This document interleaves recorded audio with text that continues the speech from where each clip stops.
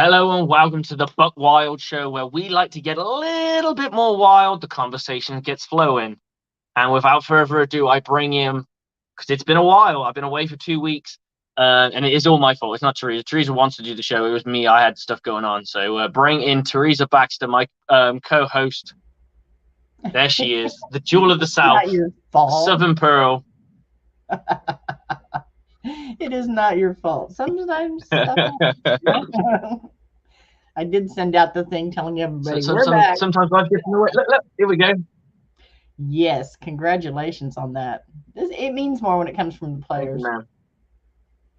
Yes, I will, and hopefully now, and that is the cool part, is the fact that it was voted by players. So I'll take that every day of the week. How have you been? I've been good. I actually got to see the game last week. Thursday night, there's not a lot of competition on there, so they can't keep me from it. I do have Prime.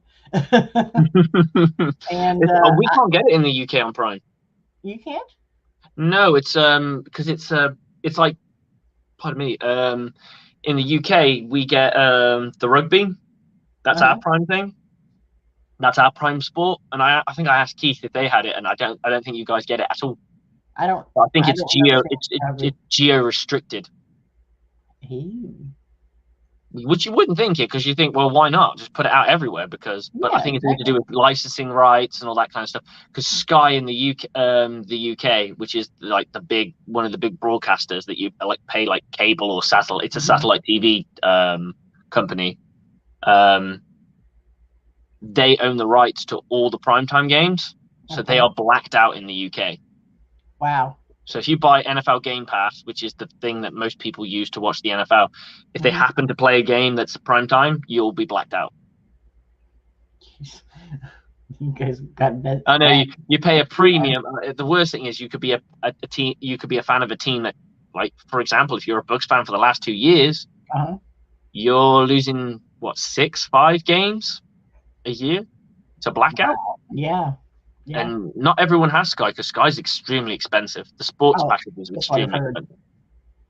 That's what it's a lot. I've never owned it.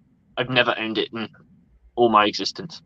I have my methods of watching, and usually I use NFL Game Pass or things like that in the past.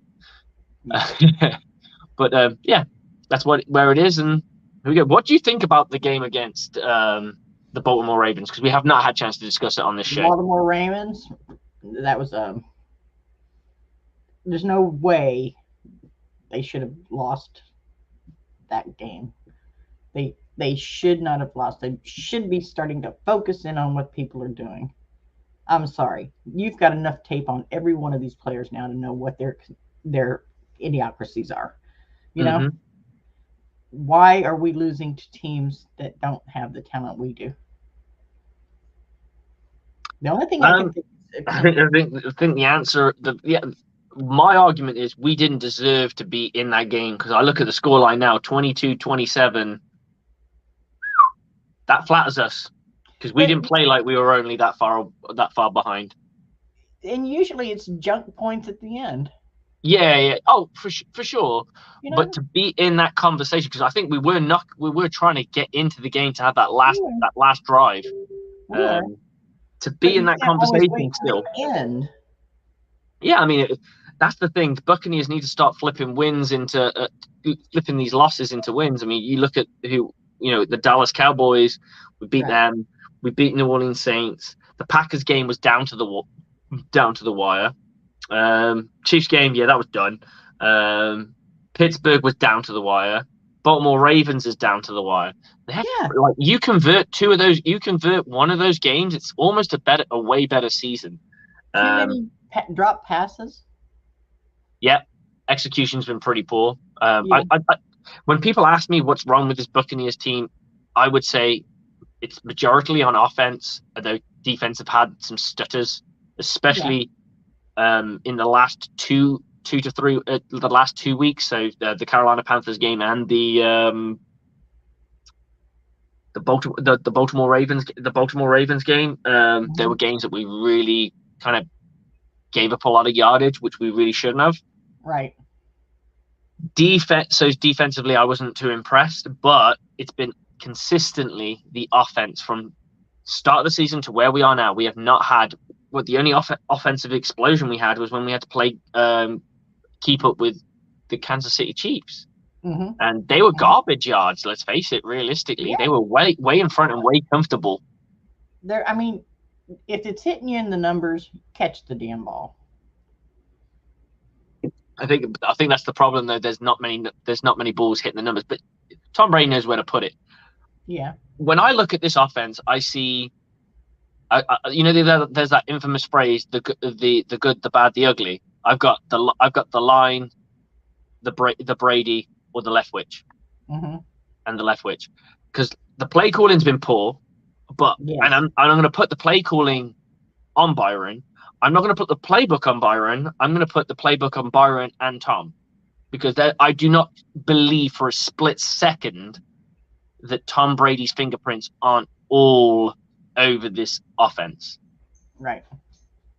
Stuff that I've read, the way things have been said to us. So when we heard about this whole story about Tom Brady having problems with Bruce Arians because he would come down and scribble his red pen all over Byron Leftwich and his play designs and game plan for the upcoming game, it would piss him off. Now, it probably didn't piss off Byron Leftwich, because guess who gave him the job that he got? It's kind of like, thank you, boss, and you probably are upset about it behind closed doors, but you're probably not going to say anything. And I'm not saying it's true, but if there's truth to it, that tells you one thing: 100%.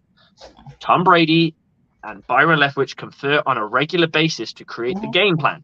If Byron Leftwich has stopped doing that, he's an idiot. And I don't think he isn't. I believe Tom Brady they've gone back to the 70s, early 80s. It looks like a Patriots offense. It looks like a Patriots offense. There's too much talent. They've got running backs that can run that ball.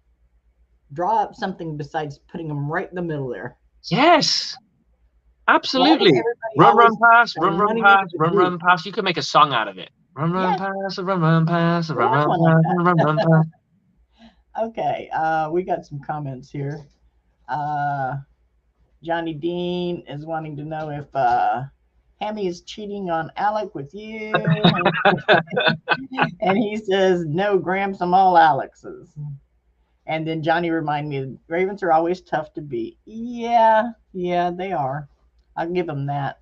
A lot of rumors about they want us to go sign the quarterback. So, we'll see how that works out. Well, with what they want money? us to sign everybody. How, Lamar? With what money?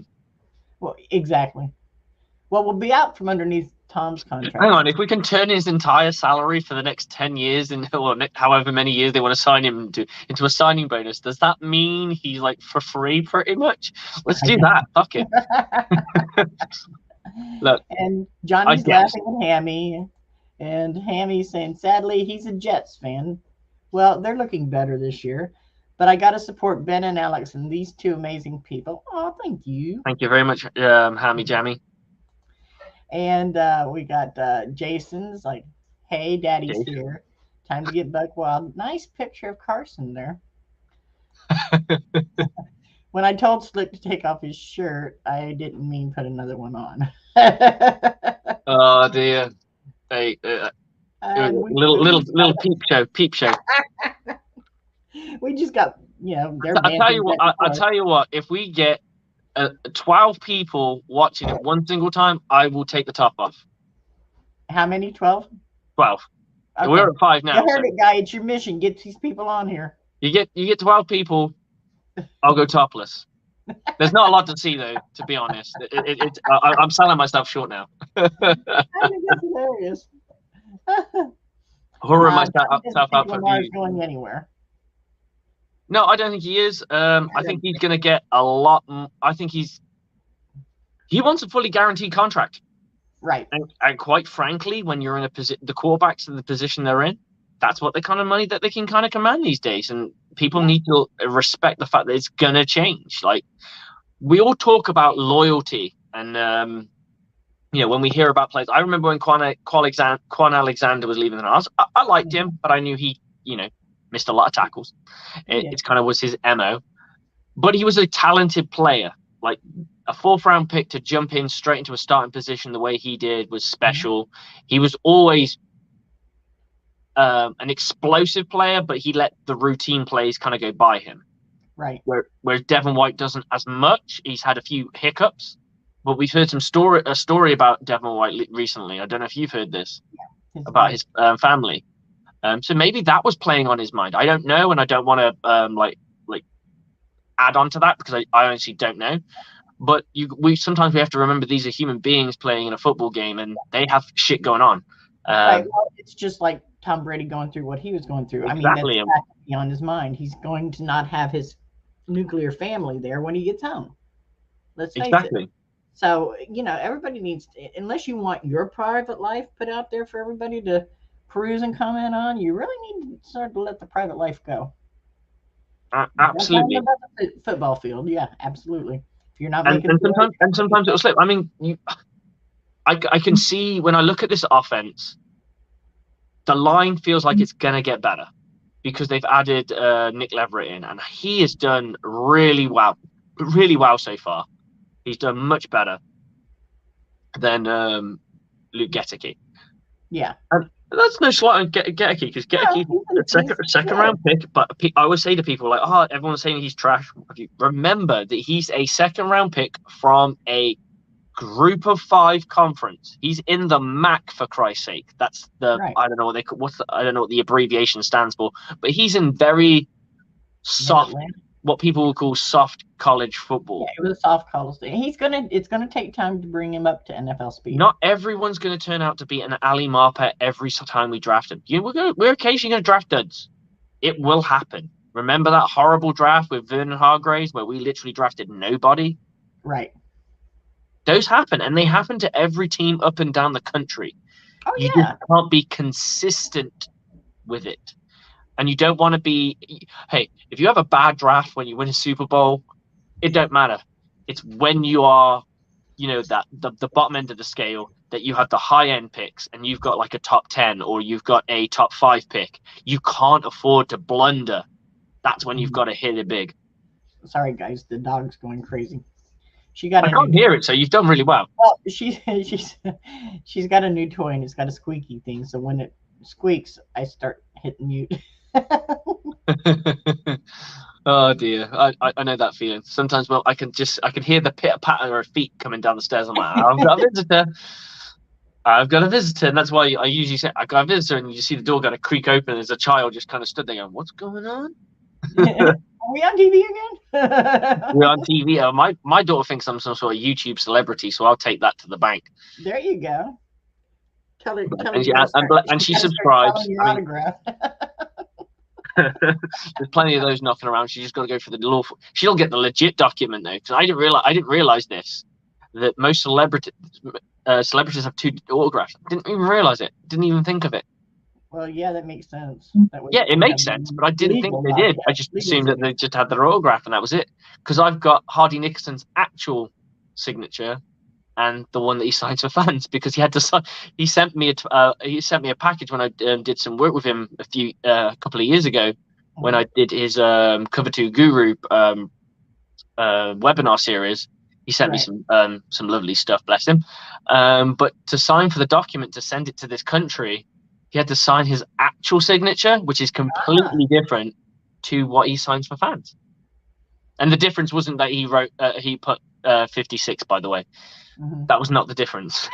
It was very different. Yeah, very different. He's got a player signature and he's got his legal. Exactly, because if someone asks for his autograph, he can sign anything, and it doesn't matter if it blows back on him, because it's not like he's signing a legally binding contract. Because even if he did, it's not his actual signature; it's his fan signature.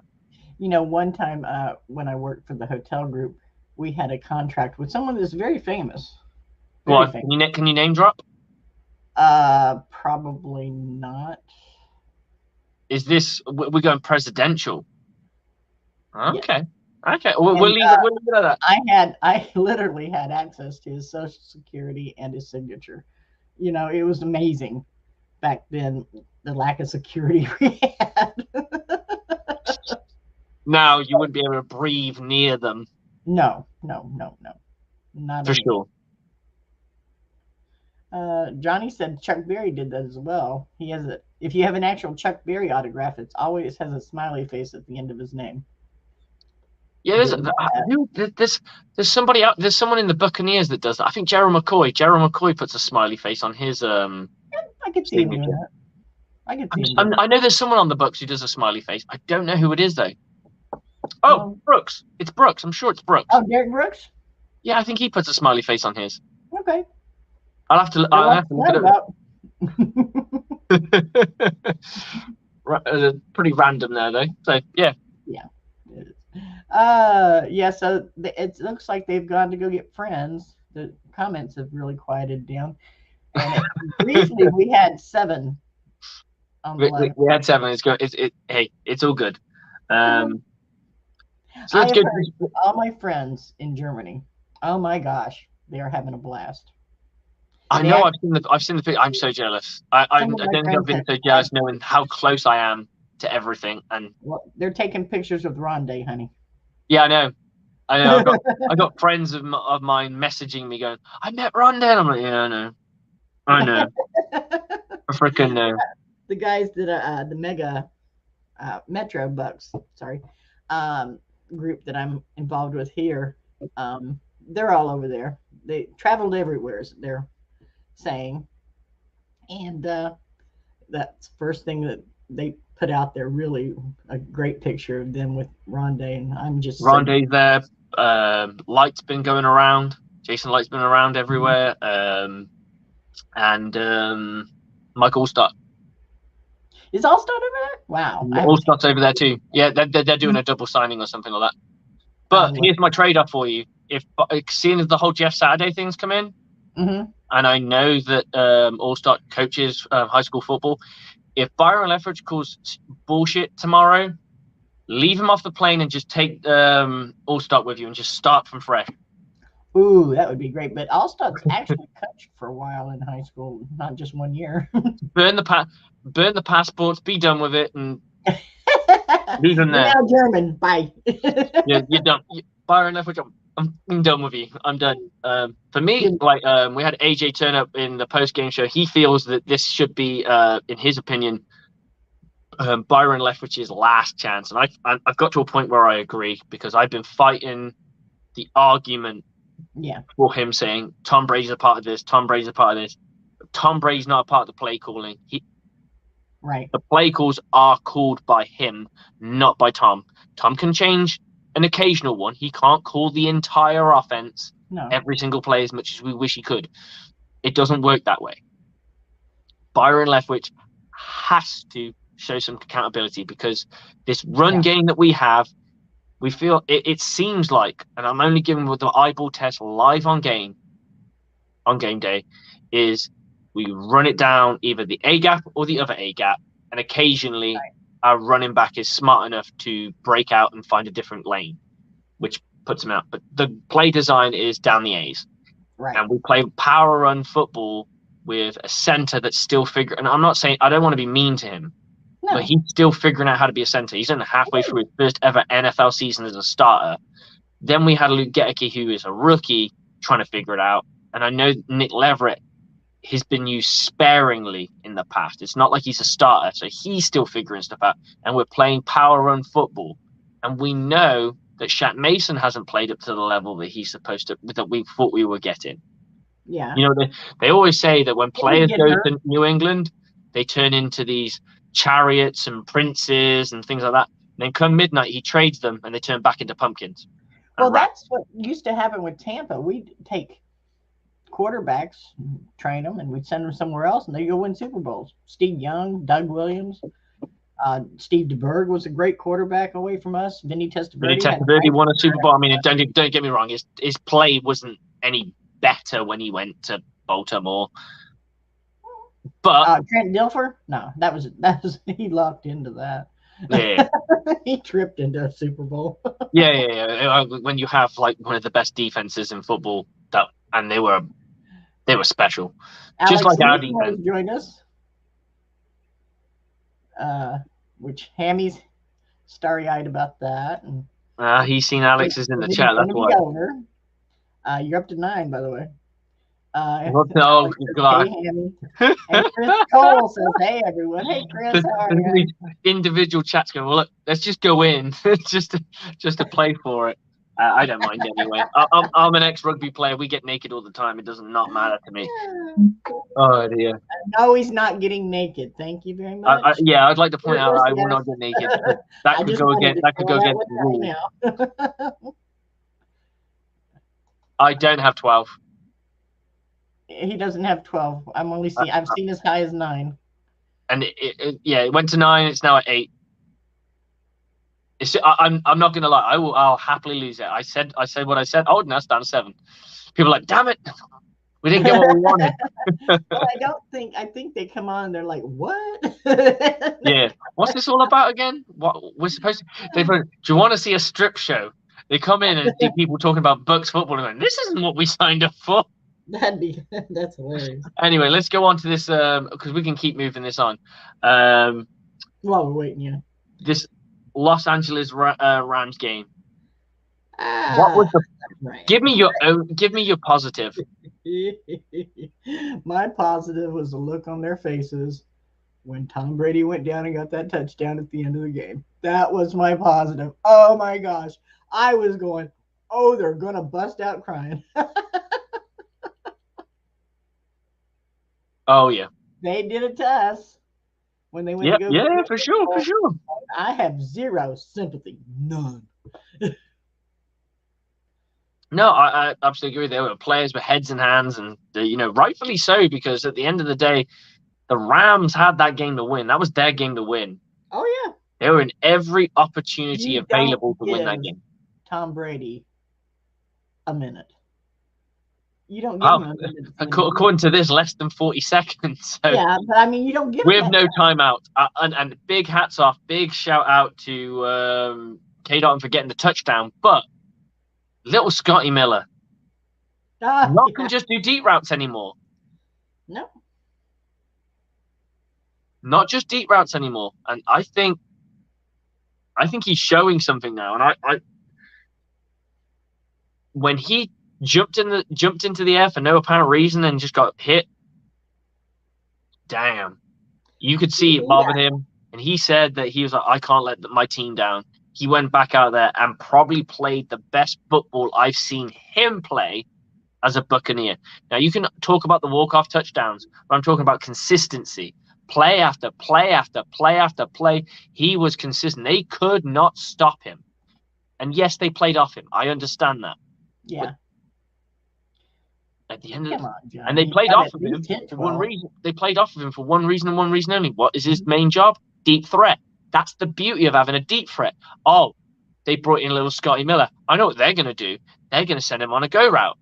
Well, I'm not going to go on. He's going to do a stop. He's going to give me a hitch. And that works perfectly because everyone's going to bite on the explosive play, and it's wide open for him. And then what do? You give a stop and go. And then you got him. Because they're like, oh, he's going to do that hitch again. Oh, no. I'm not going to do that hitch again. Now I'm taking it to house. You can't keep doing it. It's a nice little... That's why I'm saying come out on first down and throw it down the field. And they'll quit jamming the line and your run game will be established at some point. I think we're now at a point where in trying to instead establishing the run by running the football, that we need to establish the run by making them sell out for the pass. But the problem is, let's have a look at this one. The positive for me was the mistakes you guys have. Easy fix when Jensen gets back. I'm not saying until he comes back, until I hear that there's a day, a week, give me a month, an actual physical month where they go, he is gonna be back then. Until then, he's not back. So I'm not expecting him back. He's going to come back week after next. He's going to come back after the bye. You think he's coming back? I think he's coming back mid-December. I'll take that too. I mean, I'll take whenever he comes back. I don't want want him to come back too early. No, you don't want him to come back too late because you want him to get into football shape. You want him to get back into this team because, let's face it, you don't want him to go up against the best of the best of the best right when he's come back from an injury. You want him to kind of bleed into it, and then he's blooded back into the team, and then he's ready to rock and roll.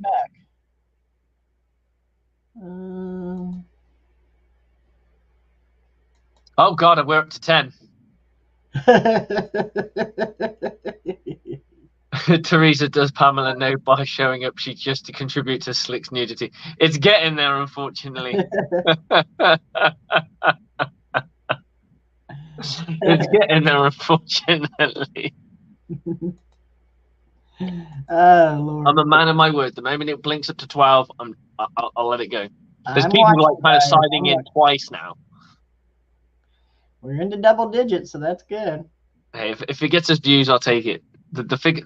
It's all about the figures. It's all about the figures. Alex said just a lot of minor mistakes, not really any big ones. Well, the big ones, Alex, to me, are when they're hitting you in the numbers and you're not catching the ball. Mm-hmm. That's a mistake you should not be making. See, that's why they won't let me coach, because I would be throwing bricks at these wide receivers until they learned how to catch them. We're at 11. This is why they won't let me coach. Yeah. I mean, that could work. That could work for sure. Yeah. I mean, an easier way to do it, and it will be, you could probably throw it a bit further than a brick. Eggs. Yeah. Nobody wants egg on their face. No, they don't. Or a brick in the face. Or a brick in the face, for sure. I'm kind of mean. And I'll tell you. You just want your team to score touchdowns. That's as simple as what it would be preferable. I keep putting out there that they are allowed to touch, do touchdowns all game long. Touchdowns are encouraged. And expected, actually. Yeah, I think so. But hey, hopefully we'll get it right. Johnny said hi, Pam. Yukon Ben's back. Hey, Yukon Ben. Vegas had the Bucs beating the Rams. NFL's rigged, my mates. Aren't they all? See, over here in the States, I don't know where you are, Yukon built Israel, but over here in the States, everything's rigged unless you win. For sure. And then everyone else thinks your game's rigged. Yeah. Yeah. Because the Bucs didn't win a Super Bowl. It was rigged in their favor. It doesn't matter what it is. Politics, games, whatever. If you don't win, it's been rigged.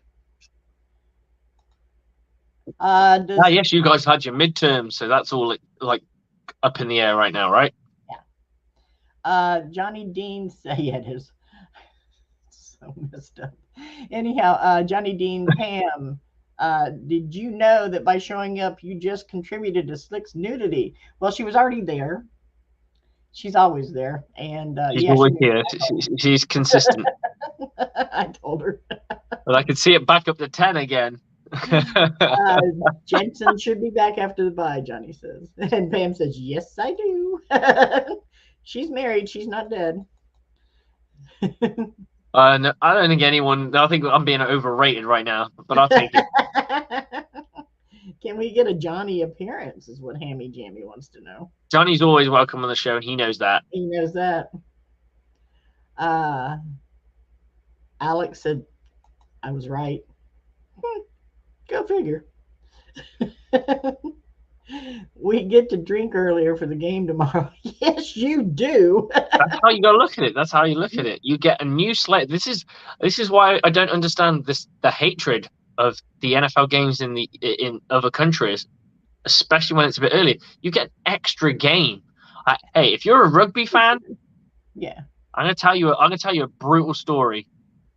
When Wales have to play Japan, I have to get up at 4:30 in the frickin' morning to watch that game. Yeah.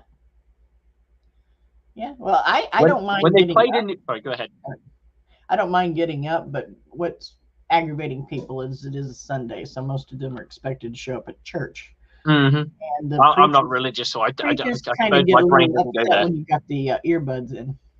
In the back pew going, yeah!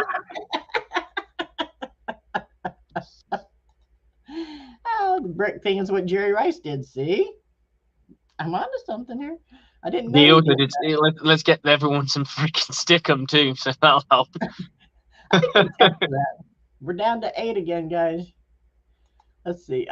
Use the pass to set up the run. Exactly, Chris. We have to, because we're not running the football consistently enough to buy it, to get them to bite on anything else.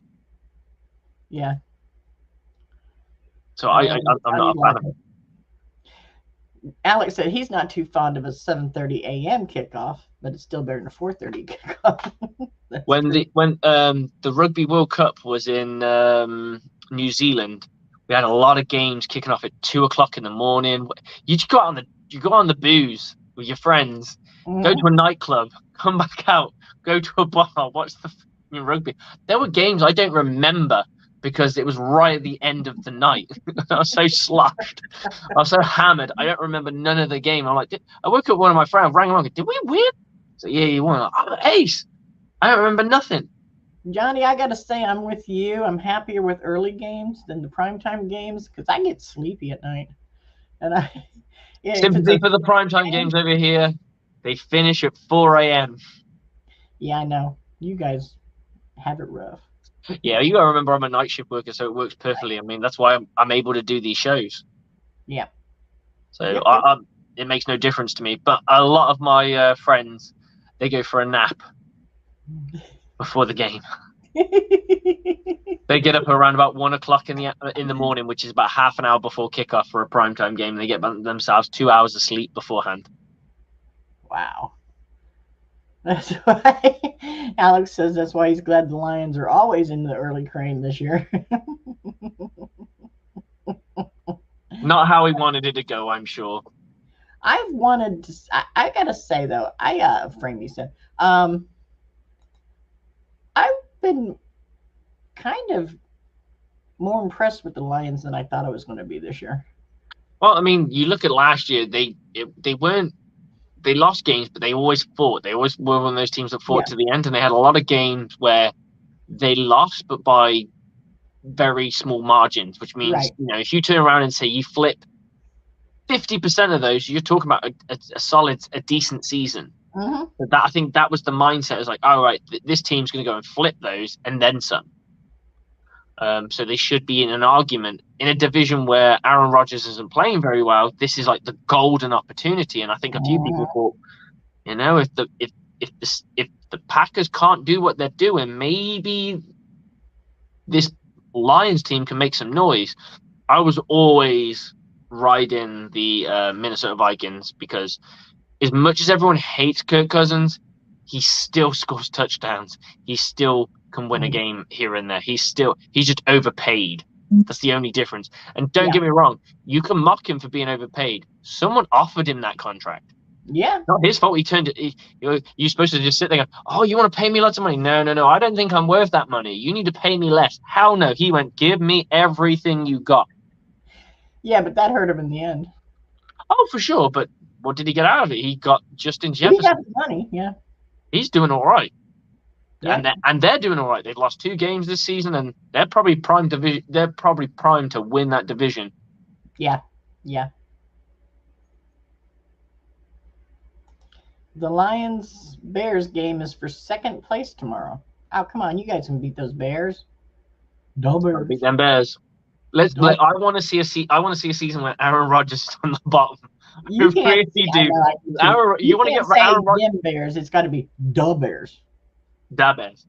Da Bears. Da Bears.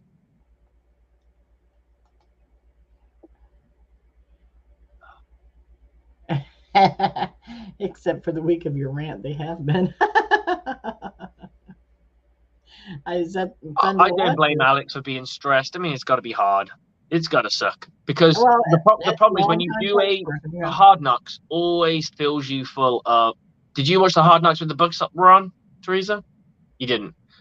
I remember watching that thinking, damn, we could be a good football team. We could be a really good football team. And then all of a sudden, I watched that season and we were utterly crap. They're saying there's a curse on it. So. I mean, I don't believe in curses because I think that's outdated. We're in 2022, not in 1832. So I'm moving on with that, to be brutally honest. I mean, don't get me wrong, I'm a little superstitious. I can't turn around and say, this is probably this is probably said by people who probably believe that people who could flip a penny and guess which side it was going to turn on, heads or tails, probably need to be burnt at a stake. So right. I take what they say with a pinch of salt. Yeah. Johnny, you guys got up to 11. I don't know what to tell all you guys, Hammy Jammy and Jason. You got up to 11. Hey, Ben, how are you? Ben's here for Ben's Space. He's got his own little thing going on right now, bless him, and it's some good stuff he's got going on. Yeah. We're enjoying your content, brother, so keep pumping it out. Ben Cornett's doing his thing, and we're all doing ours as well. Okay, hold on. God. Look, Alex isn't like us. He is very contained and only rants once or twice a year, which makes them even more epic. Johnny is like the king of getting me to rant, because I don't know how, but that guy knows my buttons, and he'll just sit there and just let me go. It's that and the aftermath. On the aftermath, I tend to go off a little bit, but Johnny knows my buttons, and I don't know if he's rang my wife, messaged my wife, and said, "What really grinds Slick's gears?" And she went, "Yeah." And he went, "Watch this." Beep, beep, beep, beep, beep, beep, beep. Because he's even messaging me. I know how to get you every single time. Well, that's a good source to get to. Alex expected 6 to 9 wins since the schedule came out. Hard Knocks didn't change his thoughts at all. Just hard when only one side of the ball shows up on Sundays, and that's true. That's true with all of these teams, especially the ones that are struggling. If the defense shows up, the offense can't do anything right now, because we've only really had the defense kind of turn up. Really, we have not had, other than what we had in the game against Kansas City. We ain't put up more than what? Let me have a look at this. 22 points against the Baltimore Ravens was the best we did, other than what we've done. 22 points. That's 3 touchdowns and a point. And we know that wasn't 3 touchdowns. we know that wasn't 3 touchdowns. No, a lot of kicking. Jason, no, we got to 11. We got to 11. I didn't see the 11. Oh, big bullets here. I'm sure we'll get there. I'm sure we'll get there. I can tell you guys. I'm going to get Keith messaging. Are you pimping yourself out now? And I'm like, yeah, I do it for likes. Do it for likes and views. Oh dear. Pimp himself out for likes. Wow. Hey Pam, get Gene to show up. Yeah, absolutely. So we go into this game in Munich, and there's been a lot of media hype. The German media, the media in general, has just gone real big with this. And it's kind of exciting to see that just how much people care about football in a completely different country. And like, you can look at us English people and go, "Oh yeah, they like football. Speak the same language. We can watch your games and understand the commentary. We can figure out your game." When you're German, English isn't their first language. No, English is the second language, and they're still loving the game. In fact, I'd say the game in Germany is bigger than the game in England for sure. Yeah, they said that they had 3 million people wanting tickets. Yep. But I can attest to that. The difference, though, I think, is that we've got a big military presence in Germany. Yes. And that helps drive some of that as well. For sure, because if you've got people settling there and they end up like, if you're a soldier and you go there, or you're in the services, you go over there and you marry into a German family and you raise your children in the German traditions, you'll still add your own traditions on top. So that'll be football and all that kind of stuff. So these kids kind of grow up from military-based families, and this is since the end of the Second World War. So you've got at least 3 generations worth of these people, and then it's not just that. Then what catches fire on top of that, like how many other people on top. So you got one kid who's really big into it, and then he attracts 3 or 4 more kids who are into it, and it snowballs and it becomes this thing. Because right now, the GFL, which is the German Football League, is considered one of the best, I would say, amateur leagues of football that exists in the world. I think it's, if you're going to go true American football rules, so you can knock the CFL out of it, it is probably considered second. Okay. It depends if you want to class the XFL and the USFL, which keep dying and then coming back and dying and coming back. You take those out of it, it's number 2. Yeah. I read a story today that the Seahawks actually had somebody that was born in Germany on their team on the practice squad. Yes. And they waited too long to activate him, and he could not make the trip. Oh, okay, that's sad.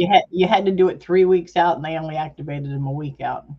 Ah, okay. So he didn't get to come. He didn't get to show off for the home folks. Like that. I feel kind of bad for the player because the Seahawks really messed that up. Yeah, they did. It depends on how much of it. I mean, if he runs out of the tunnel with that German flag, there's gonna be a lot of hype. Yeah, for sure. Yeah. It's like when there's a couple of British-born players in America, and when they come out, like Jay Ajayi, when he played for the Dolphins, he would come out running with the Union Jack. Place went pandemonium.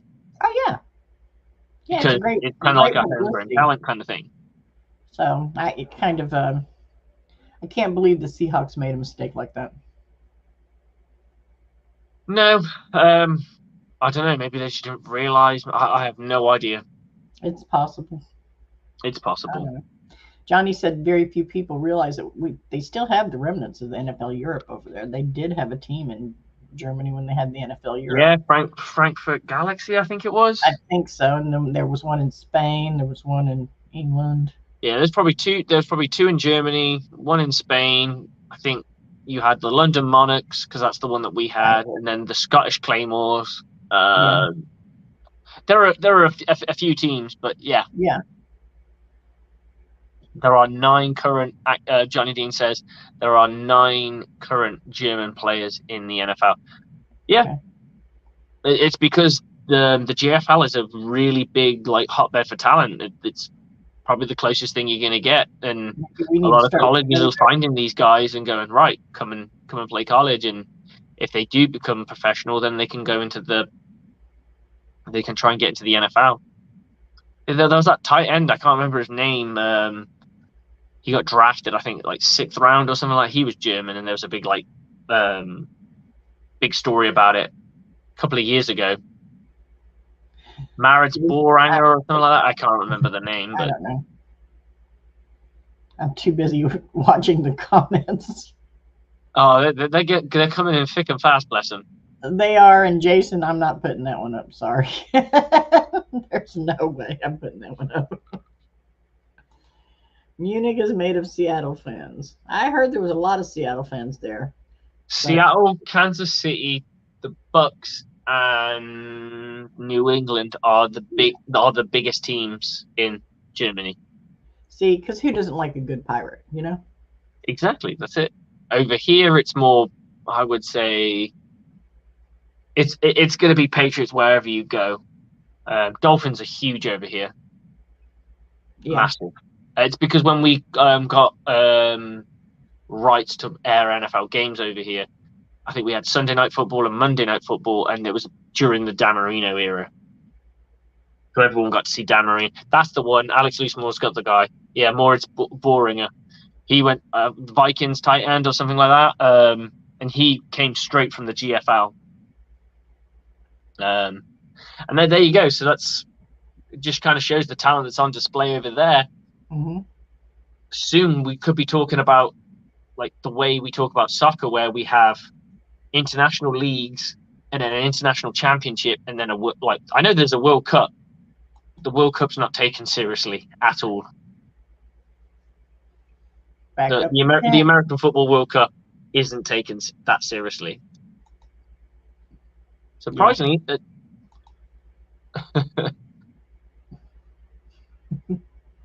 For goodness sakes, these guys. They're funny.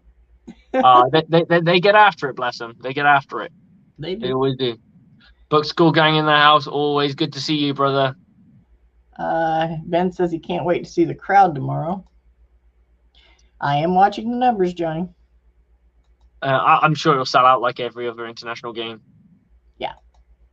Well, I just would like to see the colors of the stands, I think. I don't think that's anything to go by for international games because the problem is there's no established like real fan bases. So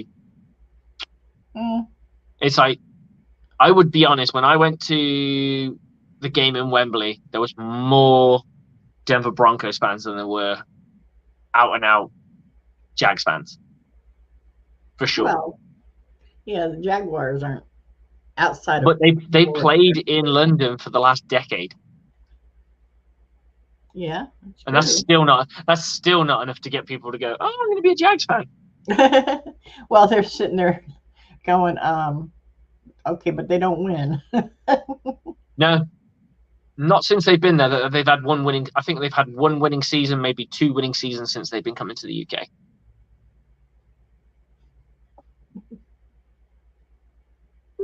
Oh God, we're at 11. We're at 11. Everyone in here had one person to this show. Oh Lord. I said 12, didn't I? Yeah, I can't change that. Yeah, you did. And sometimes you got to eat it.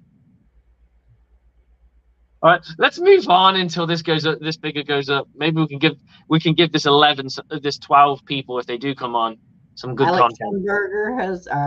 Schumberg has joined us. Hey, Alec. Who will be awake to watch the game? Hopefully. I will, because it's not as late as it is for you guys. No, you're what? About There's one more person. The anticipation of watching that viewer number go up. Yeah, I know. I gotta keep an eye on it. Leave me alone, Jason. Oh my gosh, these two. Johnny's begging, one more person, please. I don't know. I'm more worried that Johnny wants to see what I look like with no t-shirt on. Damn. Hey, at least you're popular. Hey, I'll take that. I'll take that to the bank. But hey, let's go move on with it. Let's talk some football rather than we talk about me potentially. Okay, I've got injuries. Yes, I had the injury report, but I can't find it on here right now. It says Cullen Gillespie, a linebacker, is out for Seahawks, and Marquis Goodwin is questionable. Marquis Goodwin, yeah. Marquis Goodwin, yeah. And then we have Russell Gage is out. Cameron Brake is questionable. Luke Godecki is out, and J.J. Russell is out. Everybody else is in the pool. So we're ready to rock and roll. We are ready to rock and roll. So what do you want to see from this Buccaneers football team that needs to happen for us to get this win? Touchdowns. Touchdowns. And how would you want us to get them? Every time. Quit making that poor kicker kick that ball. Hey, imagine how bad our season would have been if we went with Buc Alice. 12. We're at 12.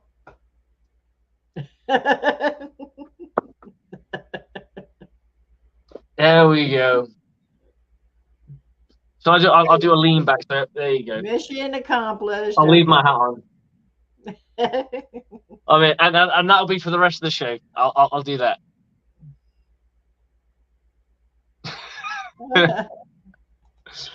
Oh dear. Johnny, there you go. We did it. 12. You.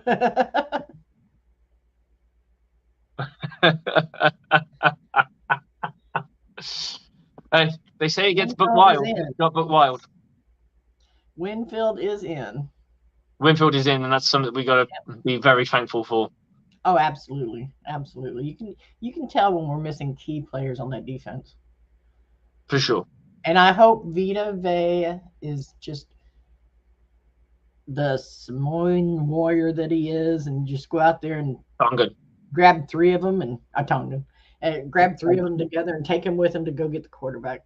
You know, I've always liked him since we've drafted him. Yeah, I was a little bit unsure to begin with, but after one season, I was like, yeah, this is our dude. Because all he's done since then has he's been a little bit quiet this season until last week's game, and then he fired off. He exploded. Big time. And it was great to see. I'd say that was his, probably from a pass rushing point of view, that was his best game. Yeah. I wonder if Stafford's still hurt. I'm sure he still wakes up and goes, Vader. That's scary. That's not wake him again. It's a nightmare, baby. It's a nightmare. The real nightmare is that woman that you pushed off the stage. Yeah. Or you just turned around when she fell off. I remember that. Okay, Rams. Let's see what they say here. Stafford is questionable. Is still listed with a concussion, I guess. He had limited participation in practice. So I don't know if he's past protocol or not. Absolutely.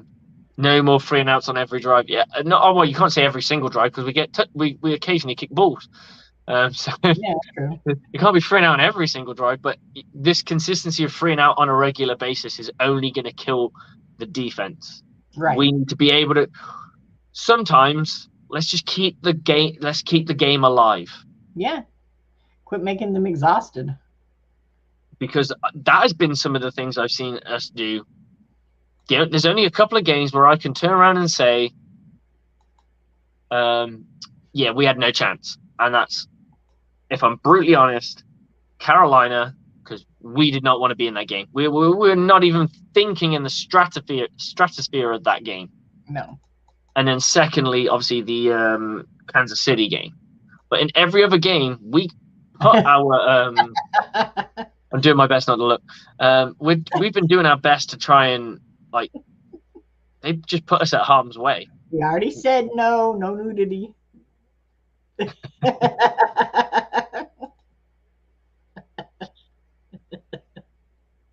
It's already off now. Yeah. It's done. But like the old song says, you can leave your hat on. Ah, there you go. He's drumming up business for his show now. If he can't get any of his crew to take their shirts off, Alex Loosemore would get hundreds of views if we could. That guy's a beast. I like Alex. He's a good dude. He is a good dude. Red zone efficiency needs to be better than 100%. Please God, just listen to my girl Teresa, the jewel of the South, and just score some fucking touchdowns, because that's all she needs to see in life. You don't spend all that time getting down there to kick a field goal. Nope. You know, and you don't go down there and run to the right, run to the left. Sing it into the end zone. Let them not know what you're going to do. Everybody knows that's you're going the only thing I can say about that play design to Otten. That was really nice. That was nice. That was beautiful. It was really nice. And how they sold out for the run, I do not know, because we couldn't run shit. We weren't running that football in any day of the week. Right. It doesn't work. They want 10 Kate Oden targets. And I'm good with that. Johnny says 2 TDs tomorrow from him. This is what I mean. And I agree with Johnny, because you need to start using players. Like, I know you over there you have betting. You have betting fantasy. So you end up with like a budget, and you use this budget to buy like players, and that's your fantasy football team. And the way you tend to win these is by picking the cheaper players that will show up big. Yeah. It's really difficult to pick those players because, let's face it, it's all to do with matchup and a little bit of luck, obviously. And it's the people. You look at the game that when we won that game, it was Cade Otten. It was little Scotty Miller. It wasn't Mike Evans. It wasn't Chris Godwin. It wasn't Julio Jones. It wasn't Brashard Perriman, who has been pretty much nameless. Out of everyone in there, he's completely vanished off the face of the earth. I have not seen anything from him now. What I want to see from this Buccaneers team is just be consistent. Be consistent in offense. Put the ball down the field and score touchdowns. You know how to do it. You've been doing it before. There's no reason not to keep going back to what the wow that you've always used. Right. And catch the damn ball. Okay. Oh, absolutely. Ben says, slow down Kenneth Walker, make Geno throw the ball a lot. Yes.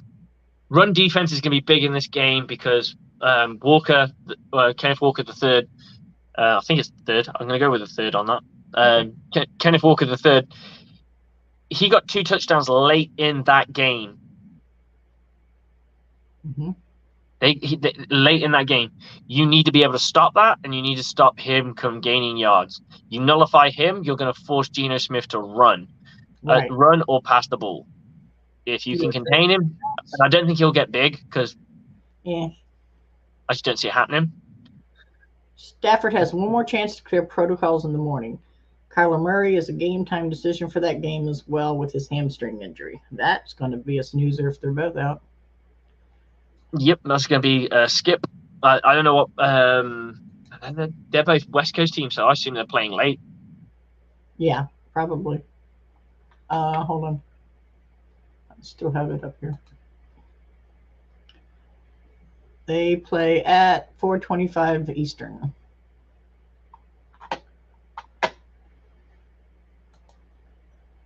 Okay, good luck with that. Keeping them from beating us in the end zone, that's a win. Well, that and the score. Mm-hmm. Bucs need score to start the game. Yeah, I agree with that. They do, but I don't think that's going to be the reason they win the game. I think they've got to. They just got to be consistent. When they get the ball, we've done this before. We've had games where we've got the ball straight away and we scored with it, and then. The Ravens game, first drive, we looked great the first drive of the Ravens game. And then it just fizzled out because Byron Leftwich went back to his usual play calling hullabaloo trash that he calls. Look, if I can figure out, if me, Teresa, and all you guys in the comments can figure out the offense before they snap the ball, what offensive play they're going to run before they snap the ball, guess what? Their defense and their coaches definitely know. The fact that Tom Brady's only given up 1 interception is insane right now. Like I said, I'm just an old lady whose vision isn't very well. If I can see it, you should be able to see it. It's a fair point. They have clear-cut passing formations that they would run with their team, and they have clear-cut run formations. When you know that they're going to run, you will sell out for the run. That's when you need to be creative, Byron. That's when you take your run formation and have a passing package within it. And then they go, oh, shit, they can pass out of this too. Mm-hmm. Because right now, if you have a clear, obvious passing formation and a clear, obvious run formation, I don't need to make any reads post-snap. All I need to know is what you're doing pre-snap because I've already got it set. So you're making my life even easier. I now don't need to take read steps. I can just tee off. I can hit coverage, or I can go and fit the run straight away. I don't even need to think about it because I don't need to read because you're showing me everything.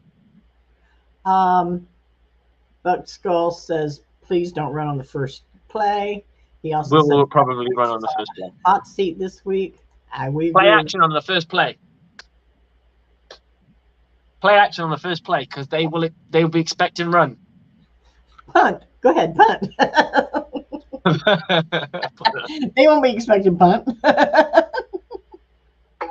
They will if they see the punter come out. That's true. Punter's the MVP tomorrow. I hope not. Nope. He's not allowed to be. If the punter's MVP, I've got a problem with that. Byron should be fired, in my opinion. Yeah. They did double Mike, but Mike can win double coverage now and again. And I get where Johnny's coming from, but there were balls that went into his hands and out of his hands. There were at least two I can remember off the top of my head that went in and out of his hands because he was thinking about stuff. That was either thinking of going upfield, he did not corral the ball in. Right. And yeah, I don't mind. They can double Mike, but then that means 7 other guys, because they run a 4-3. They run a 4-3. They sometimes run a 3-4, but generally that means there's there's less guys on somebody else, which means somebody's freed up. Right. Take advantage of that. Go to the opposite side of the field where Mike is, because you can't double both sides of the field unless you're practicing safeties. If they're doubling Evans, throw it. So if Mike Evans is on the left, they're constantly doubling Mike Evans when he's at the left. And I'm starting to look at my first read's going to be the right. Mm-hmm. That and have your tight end in the middle there. Have Scotty somewhere in the middle. Crisscrossing. They won't know what to do with that. Yeah, I think Scotty Miller would slow down, seeing linebackers get even breathing here. I think they'd breathe on him and he'd fall down and his bones would shatter. Probably, but you got to take a chance. Ramsey couldn't handle him by himself. No, he couldn't. No, he couldn't. If I had a moment, he was panicking because he knew what Mike did to him in that playoff game, and they made sure that wouldn't happen again, and they did a really good job of that. And that's when Tom Brady needs to go and start finding the other guys in his team to make plays. Exactly. Have they still have Tyler Johnson on the practice squad? Yes. I don't know if he's been activated or anything, but I doubt it. I doubt it too. Let's see. If I'm the Bucs, I'd consider taking a deep shot on the first. That's what I'm saying. Come out and throw it downfield. They're not expecting. They think we're going to run it. Absolutely. Wonder if Tom's talked Rob into coming back yet. That was in the news. I don't see it. But what shape is Rob Gronkowski going to be in? I don't know. So is it really? He's got to learn the. If this isn't a risk it no biscuit playbook, that's clearly obvious because we've not had any no risk it no biscuit plays called yet. So Story said he's pulling all stops out to get Gronkowski back. He can do whatever he wants. It doesn't matter. I think it will take people have got to stop dreaming that players can just walk back into a team and play where they pick up where they left off. This isn't fucking Madden. You don't just sign a 99 player and he plays like a 99. In real life, what tends to happen when they haven't played football for about most of the year, they tend to probably play at a 72. Yeah. So what you're really going to get. True. And the story is, this is what Tom Brady joked on Let's Go. He said, I heard the only thing you're allowed to drink on the sideline at these German games is beer. I actually tried to recruit Gronk back just for this game in particular. Hopefully I love that. For it. That's fantastic. Hey, just line up a load of beers, and every time he scores a touchdown, he gets to just go up and down one. That would be epic. Well, I did actually. I like spike the glass into we'll get plastic glasses so you can't break them. Big ass beer stein, like a big liter stein. He just goes up, throws the ball to the O-line. They can do what they want with it. Just takes the beer, just downs it, slams it into the ground, and then walks off. That's it. And walks out the stadium. He can even have an Antonio Brown moment, just less horrible. He actually liked one of my tweets because somebody had put something out there about Rob and Julian were somewhere, and I said, oh, good for you. Now report back to the Buccaneers immediately and bring Julian. You got to come help your Florida man. And Rob liked that. So I was like, okay. Feather in your cap there. Feather in the cap. Got to take that. What you need to do is screenshot it and put it on the fridge. Oh, I've got. It's already on the fridge. What are you talking about, Steve? No. Actually, I've got a thing where, Brady sent me a get well card when I had the liver transplant. I've got that put away, and I've got that other one put away. Not on the fridge, but I've got them put away. It's a nice momentum. Oh, for sure. Buck Skull says, and Ben said he wouldn't be against taking that deep shot. Me either. I'd wave my flag for that. Bet money, run on first play to start the game. Unfortunately, no, unfortunately, bad comment. it doesn't help that Leonard Fournette got a bit upset that Rashad White got a bit more touch. Got some touches. He didn't get all the touches, but he didn't get all the touches. But if you're out there, produce. That's how you get it. No one's taking a guy out that's hot. No. This Buccaneer football team will not take Leonard Fournette out if he's averaging 4 yards a play. No, he's not. But if you're not, they're going to put the other guy in. They're going to see what he can do because he might be able to be. He might be the missing key.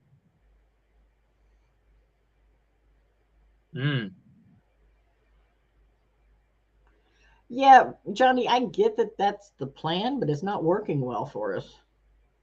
So you've got to shake it up a little bit. You've got to be able to show them that we're not just automatically going to run that ball.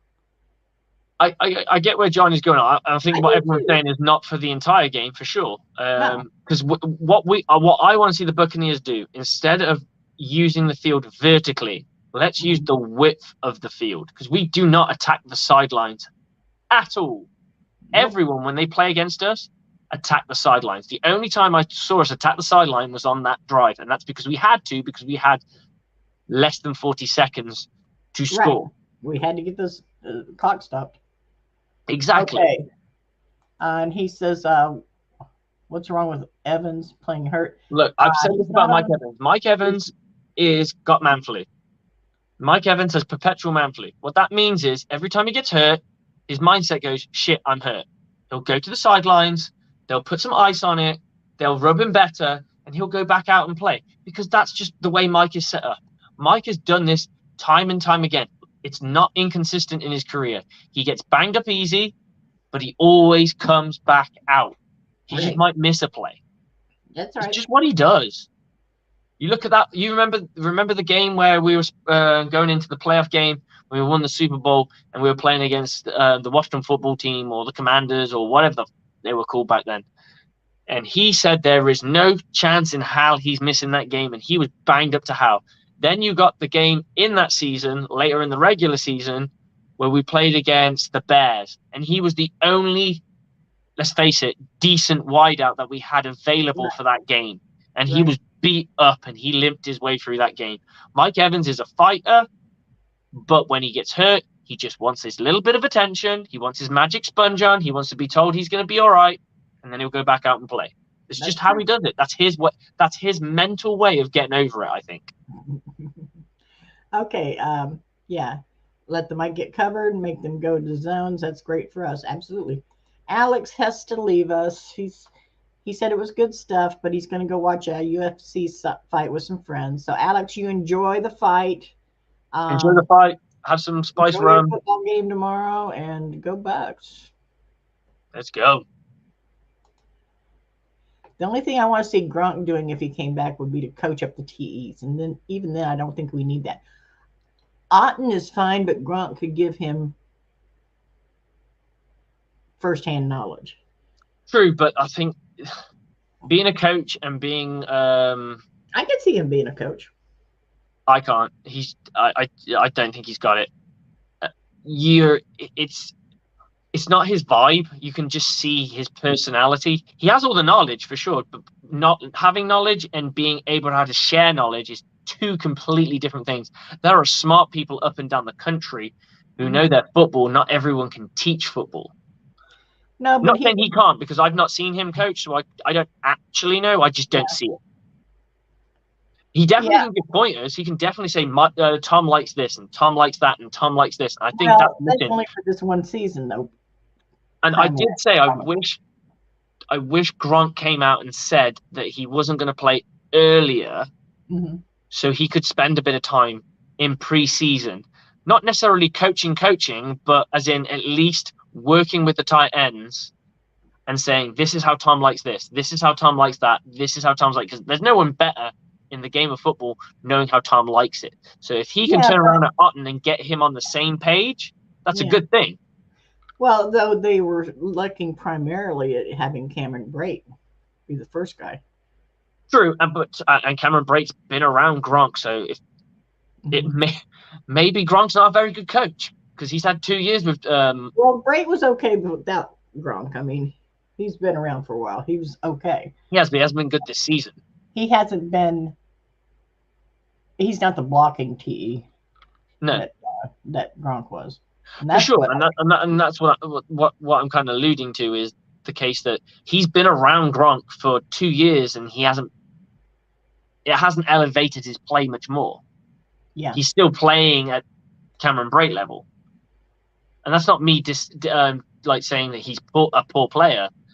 I'm just thinking if Gronk was going to say he was going to retire and he's done with football, I wish he did it a bit sooner, because at least he could come to camp, spend a little bit of time, say to the new guys, because let's face it, we had Kyle Rudolph at one point, well, he's still with the team, Kyle Rudolph, K. Dotton, and Cameron Brate. Well, I'm going to go with the guys who've never worked with him. O'Keefe. That's 3 guys who've never spent any time with the whole Gronkowski mindset and how Tom Brady likes the ball, and how he likes to deliver the ball to Gronk. Those are 3 guys who could have really benefited from a Gronk presence. And I'm not saying Gronk can coach them up, but what I'm saying is Gronk could potentially give them pointers. Notice when they did Tight End University, they do Tight End University every year.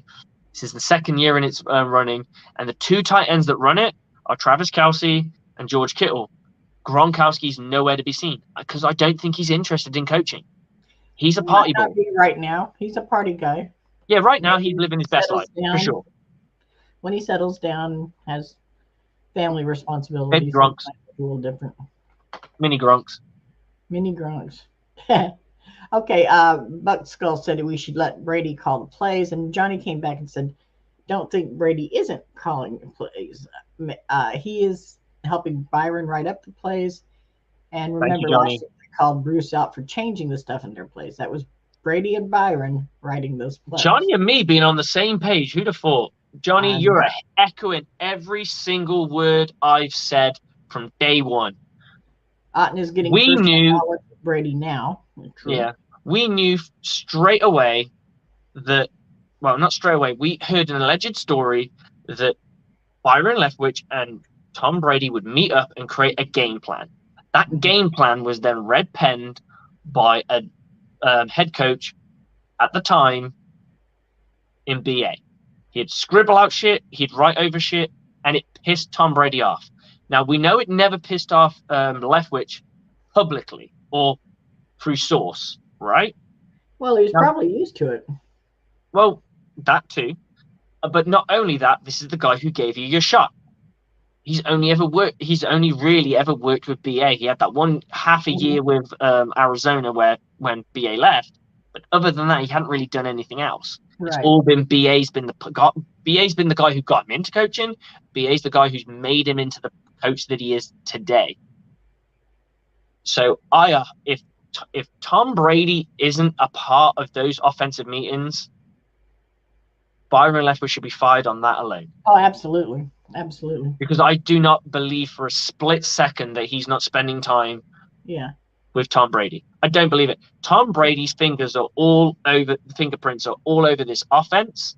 The only thing I would put on Byron Leftwich is the play calling. Yeah. The decisions to go for this on 3rd down, the decisions to go for that on 1st down, the decisions to go run, pass, the decisions to go with what plays are being called. The game plan is probably built by the 2 of them, and the playbook has probably been built to a degree by both of them too. Tom Brady's fingerprints are all over this offense too. Well, and it needed to be, because he's the guy with the ball. They need to take that in consideration, and as long as he's been in this league, I mean, it would be foolish not to have that every single coach who's an every single offensive coordinator up and down the NFL who has a franchise level quarterback is at 100% consoling with them about the offensive play calling. 100%.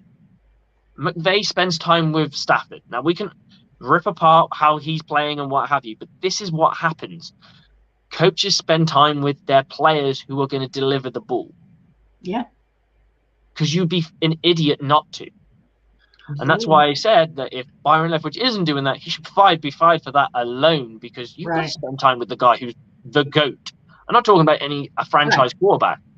You think Joe Burrow's offensive coordinator doesn't spend time with him and just says, "Here's the game plan, execute that"?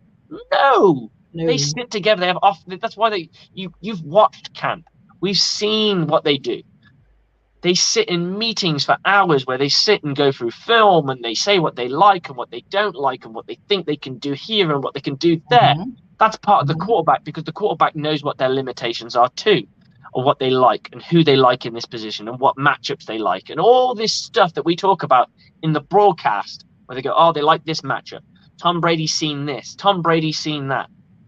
This is all part of the offensive game plan. So Tom Brady's fingerprints are all over this offense. I just blame the play calling tempo and the play calling structure on Byron Leftwich.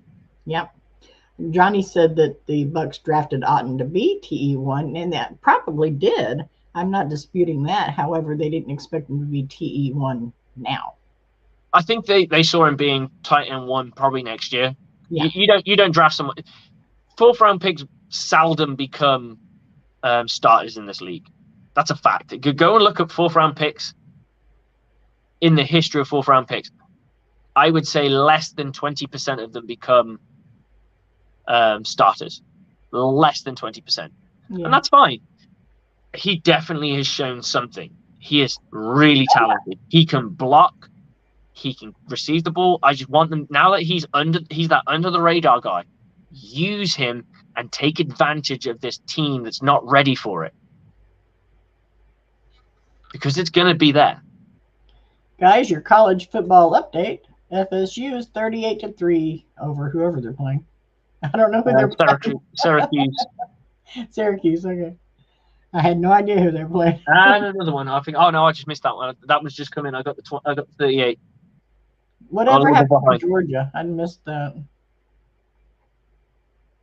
It's got to be a good day. It's got to be good to be a FSU fan all of a sudden, because they've been in the garbage can for a while. Today, yeah. They had a decent season, considering where they were. And this is one thing I'd like to say from a college perspective. They've shown some patience with that head coach, because this is his 3rd year, I think. Not many people will get that shot. I think some people will get cut way earlier than that. I think some people are really impatient. Is it Mike Norvell? Mike Norvell. They've been pretty patient with him, and it's paid off. They're going to go 7-3 now. So that's pretty good. Right, let's have a little look at these comments then. Where are we at? I think we're gone. I hit bottom. You hit bottom? So I can see a lot of ones that I've not read before. Well, some of the little ones of conversations back and forth I wasn't putting up there. Leftwich in the hot seat this week, absolutely. Should be, absolutely.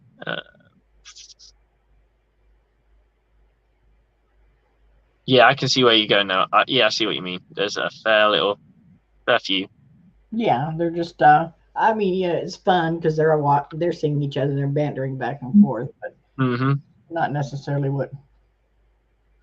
Should let Brady make the calls. It's not that simple. I think people who've never been a part of the game don't realize it's not that simple. I played free safety in the last game of the night I ever played for the Knights, which is the last game of the season. And I call plays live in the game. It's really difficult. Yeah. It sounds like it's easy, but it really isn't. And I only have hand signals. Well, I think that half the time you won't know you're having to make a change when you see what they're doing across from you. You know, you can call all the plays you want, but you're going to have to make a change. Yeah, I mean, for me, I think the toughest thing for me is I have a hand signal system, and then I had a head coach who was sending in signals via subs, and I was like, but they were different to what I was calling. Right. So then it got really messy real quick.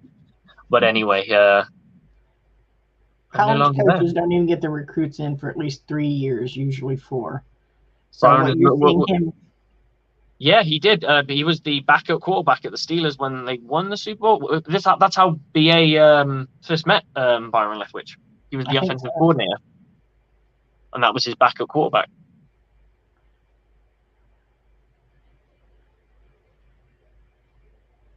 So yeah, we're all caught up. So let's talk about this game coming up. Teresa, what do the Buccaneers need to do to win this game, other than the obvious of scoring touchdowns? We know that, but give me a few keys to victory.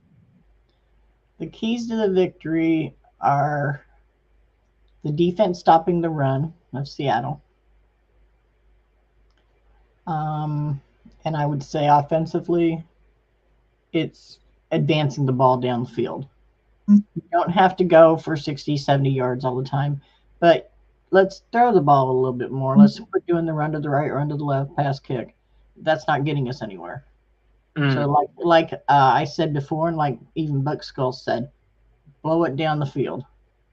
First play of the, your first play of the game.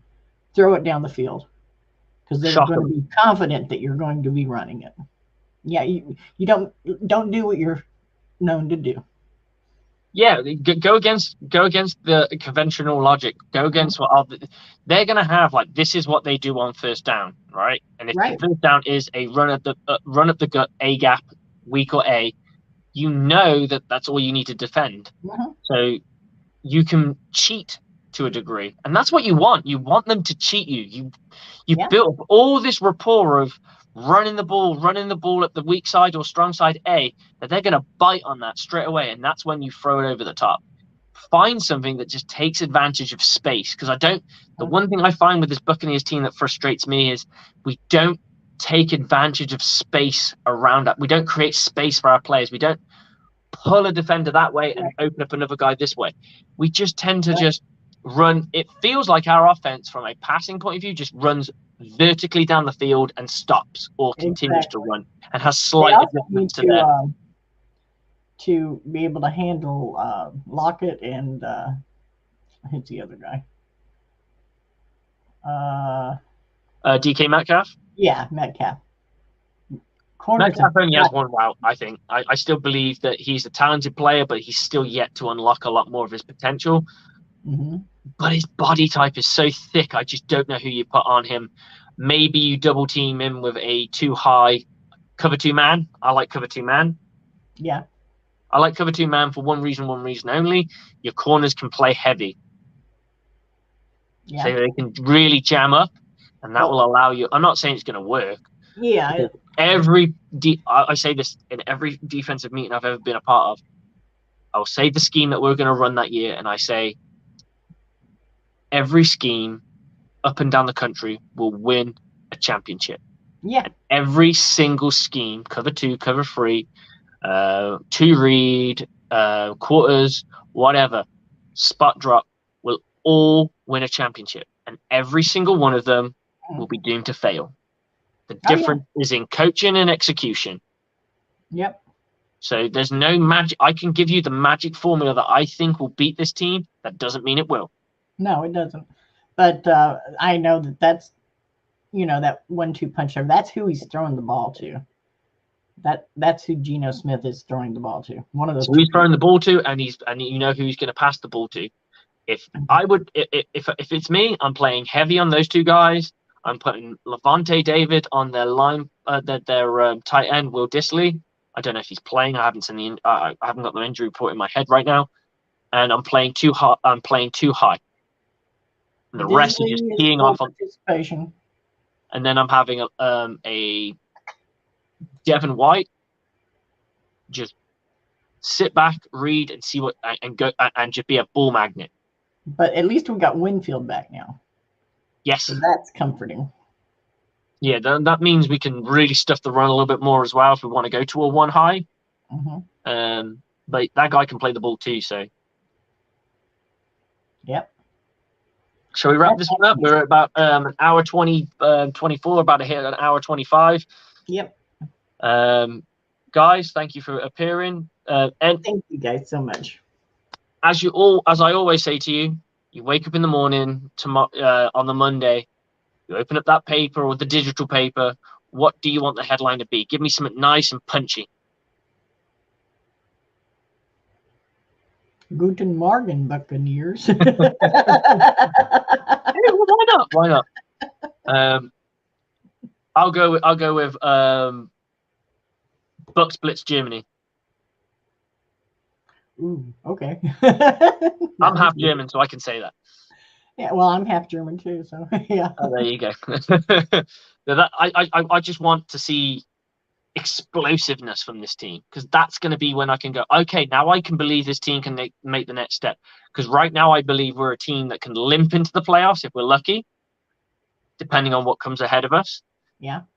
But I don't think we'll go much further than being knocked out of the playoffs. Possibly, but then again, 2020 didn't look very good either. Yes, but with I think with 2020, we still finished out the season nicely, didn't we? Yes. We had that blip of 3 games. Like the Buccaneers right now, we're not going to win out. I just don't see it happening. No. We're probably going to pip another game. So we're looking at 11-5. And how many people guessed 11-5? Everyone I spoke to was that was considered the safe bet. The safe bet was 11-5. You had 13-4. You had 12-4. Or 12-4, yeah. 12-4, and that's still not impossible. But we're probably looking in the realms of 10-16, 11-5, and 11-6. I'm losing my math. Yes, it is 11-6. Oh, 17 games now, isn't it? 17 games, yeah. Yeah. So the Buccaneers could quite happily get away with pipping 2 games and going 11. They can still get 12 though. It's not impossible. We can go out and win some games. Yeah, we sure can. But I do believe that we will lose 1 to 2 more games on the way. But if this team can fix this offense, I believe it could be either 0 or 1. But if it's not that, we could end up being. I don't want us to be a team that's relying on what other teams are doing. Right. I.e., other teams in our division losing. I want us to have I want us to have breathing room and just be consistent and not worry. Oh, thank God the Saints lost, or thank God this team lost, or thank God that team lost. We can't be in that position anymore. We've got to be a better football team than that. I don't want to be dependent on Falcons losing to win. Teams that are dependent on other teams losing usually do very badly in the playoffs anyway. Now, when we went to the playoffs, yes, we were a fifth round seed, but we were a high-end 5th round seed. We were probably really a 4th, maybe I can't remember who was. Yeah. We were probably a 4th round seed in plays versus wins versus losses, and we just got hot. I see us losing the 49ers. Possibly. 49ers are 4-4. They're no better than us, really. Like we don't play against.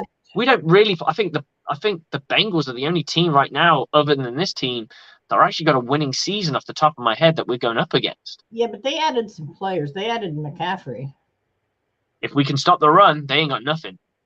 This team needs to. If this team can stop the run, and we can get back to being explosive on the pass game, there's no reason this team can't win. At least. After go all the way, and I think they'll probably lose 1 game because every team gets tripped up along the way. Right. But I don't mind that happening in November. It's December and January. I want us to I'd say that midpoint in December we cannot lose a game. Unfortunately, the Bengals are December 18th. We'll take them on. Ready to rock and roll. Then we play Arizona, the Carolina Panthers, and the Atlanta Falcons, which are never gimmies, you know. Well, they were last year. They were last year, but they're not this year. We've already lost this year. Carolina. We gotta go get it. Yep.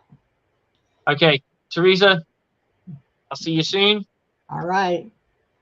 Guys, thank you for joining in to another edition of the Buc Wild Show. We will be back here next week, and if we get to 15, I'll take my top off again. Whatever it takes. Whatever it takes. If you guys can come up with something interesting in the comments, maybe I might do it. Guys, thank you very much for tuning in. And I don't want to abuse poor Teresa having to look at my body across the screen. It's not fair on her. She's got to look at me up for at least an hour and 30 minutes. So let's not put this on her too much. Yeah. It's all good. All right, guys. Always a pleasure. Thank Never you, a chore. guys. Go Bucs. Go Bucs.